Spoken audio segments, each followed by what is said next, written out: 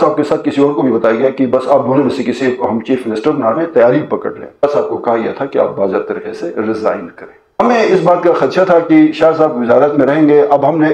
3 बंदे इस वक्त हुकूमत के साथ राब्ते में है। हमारे पास मिनिस्ट्रीज एक ही है, शाह साहब जाएंगे, एक बंदा ही होगा, आज शाम तक नोटिफिकेशन हो जाए या कल तक हो जाए।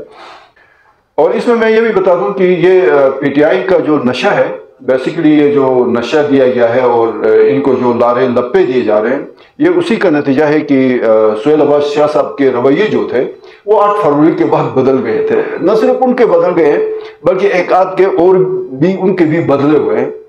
वो 8 फरवरी के बाद इसलिए कि उससे पहले सबको आराम था,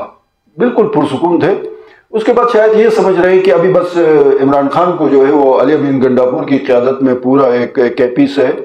लाखों का काफिला जाएगा, अडियाला जेल से इमरान खान को वापस ला के वज़ीर-ए-आज़म हाउस में बिठा दिया जाएगा और उसके बाद फिर खालिद खुर्शीद की क़यादत में यहाँ की कैबिनेट भी जो है वो बहाल होगी और हर तरफ इनकी चेन की बांसुरियाँ होंगी। मतलब इससे मुख्तलिफ वो बात कर रहे हैं, लेकिन बेसिक उनका जो एक नशा है पीटीआई का, और जब से इमरान खान की हुकूमत गई है 10 अप्रैल 2022 से अब तक लोगों को इसी तरह उन्होंने नशे में रखा हुआ कि आज कल, महीने बाद, 2 महीने बाद, 10 महीने बाद, मई में, जून में, फिर नजूमियों को वो मेरे ख्याल मैंने अपने दोस्तों को देखा है कि वो जो मुल्क के बड़े बड़े नजूमी हैं उनके प्रोग्राम्स देखते हैं और उसके मुताबिक वो खुद फिर डेट्स बताते हैं आगे। कमाल की बात है कि इस दौर में, इस साइंसी दौर में हालात जो है, एक नजूमी वो मुझे इसी पीटीआई का, मैं अपना बहुत सीनियर है हमारे, अभी भी कैबिनेट में, वो मुझे उस नजूमी का वो प्रोग्राम दिखा रहे थे। देखे बस अभी ये कह रहा है कि मई में जो है ना इमरान खान इख्तिदार में आ रहा है। मैंने कहा ठीक है, वो हो सकता है, मतलब अनहोनी नहीं हो सकती, लेकिन मुझे इनकी अक्ल पे भी मातम करने को दिल कर रहा है कि एक बंदे के ऊपर इतने संगीन इल्ज़ामात हैं, वो जेल भुगत रहा है और यहाँ पे जो सुहेल अब्बास शाह साहब जैसे लोग उस जानसे में आते हैं कि बस वो, इनको ये बताया गया। मैं इसलिए ये बात कर रहा हूँ, शाह साहब को केपी हाउस जब ये गए बेरास्ता कश्मीर, कश्मीर से फिर केपी, केपी से इस्लामाबाद, फिर केपी हाउस में इनकी जब मीटिंग्स हुई, साथ 2-3 और भी है, मैं उनके नाम नहीं लेता हूँ, शाह साहब अभी सामने आए इसलिए मैं उनका नाम लेता हूँ। वहाँ पे उनको ये बताया गया कि जनाब बस अभी जो है वो जीबी में भी और तो उस केपी हाउस की मीटिंग के बाद बहुत रवैये चेंज हुए थे।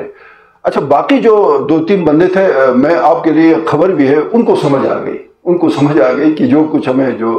लारे लपे दिए जा रहे हैं उसके अंदर कोई हकीकत नहीं है, तो वो समझ गए। लेकिन शाह साहब ट्रैप में आ गए, शाह साहब ट्रैप में आ गए। लेकिन हम उनको, मैं अब क्या कह सकता हूँ, बेस्ट ऑफ लक उनके लिए। पीटीआई में वो वापस गए और इंशाल्लाह हम उनको भरपूर फॉर्म में देखेंगे, भरपूर फॉर्म में देखेंगे। लेकिन जिस बंदे ने इसको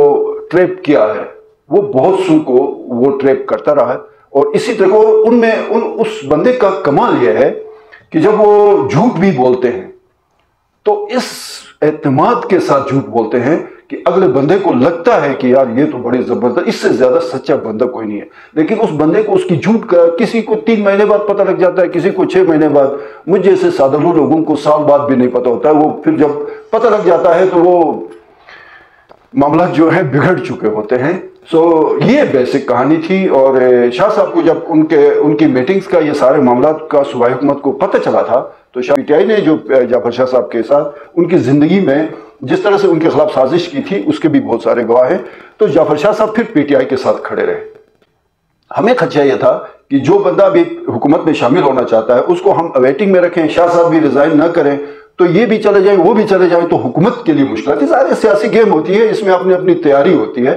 तो ऐसा नहीं है कि जो इल्ज़ामात लगा के गए हैं वो कोई बहुत ज़्यादा कोई खुशी से गए हैं। हमें भी अंदाज़ा हो गया था कि वो डबल किश्तियों के सवार थे, हुकूमत में भी रहना चाहते थे, पीटीआई के अंदर भी अपने मामला ठीक रखना चाहते थे। तो हमने कहा जी एक किश्ती में सवार हो जाए कि ये कैबिनेट मीटिंग्स में जो है वो ज़्यादा जो है वो डिबेट्स नहीं होती थी और बाय सर्कुलेशन जो है ना मामला तय होते थे। शाह साहब राय देते थे, हालांकि उम्र में सबसे छोटे थे तो मेरे ख्याल में उनकी राय मुकद्दम होती थी और उनकी राय को का एहतराम किया जाता था। और इसके बावजूद भी ये इल्ज़ाम लगाना कि कोई तासुबात पाई जा रही थी या कहीं पे जो है वो उनको जो है वो नेगलेक्ट किया जा रहा था, तो और अकरवा परवरी की बात की गई और फिर उसमें मेरे ख्याल में कहीं पे करप्शन की भी आई थिंक उसके अंदर जिक्र है। तो शाह साहब तकरीबन 9 महीने तक कैबिनेट का हिस्सा रहे और मैं कैबिनेट का हिस्सा नहीं हूँ, क्योंकि मेरा पोर्टफोलियो मुआविन ख़ुसूसी बराए इत्तलात का है, तो मुझे उस कैबिनेट मीटिंग में बैठना पड़ता है, ताकि जब आपको मैं उस कैबिनेट मीटिंग के हवाले से आगाह करूं, तो जितनी भी कैबिनेट मीटिंग्स हुई या वज़ीर-ए-आला गिलगित बल्तिस्तान के साथ सैयद सुहेल अब्बास शाह साहब की मुलाकातें हुई, उसमें कभी उन्होंने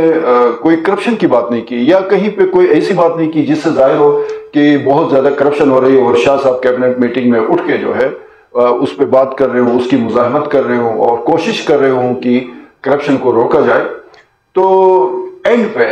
इस मुस्ताफ़ी होने के बाद जो है वो इस तरह की बातें करना मेरे ख्याल में ये मुनासिब नहीं था।